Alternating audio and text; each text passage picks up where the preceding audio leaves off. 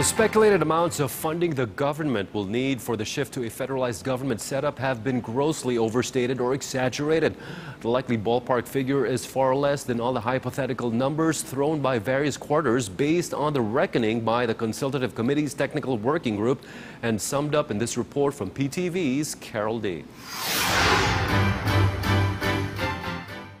The shift to federalism would not cost the government a fortune, says the Consultative Committee tasked to draft the federal charter. CONCOM head of the Technical Working Group, Wendell Tamayo, said around 17 billion pesos will only be needed to fund the successful shift from the status quo to a federal form of government. It will depend on what figures they are using.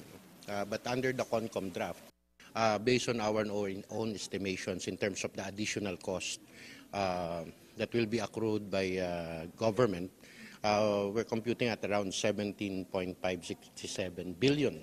The 17 billion pesos would cover the reforms in the federated region's regional governor and assemblies. This will also include the overall expense for the legislative branch, which increased the number of senators by 12, the judiciary, which was split into 4 high courts, and the added constitutional bodies. Tamayo added that these estimates are based on the DBM's cash-based budgeting system.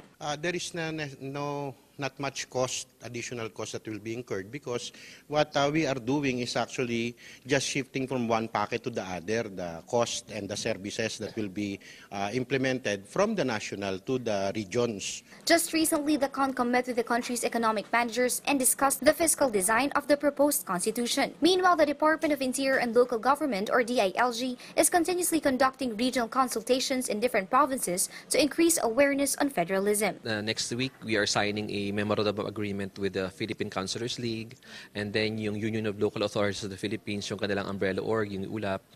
Meron tayong maglo-launch tayo ng federalism movement with them. So tuloy-tuloy naman yung ating effort. Carol D. for the Nation.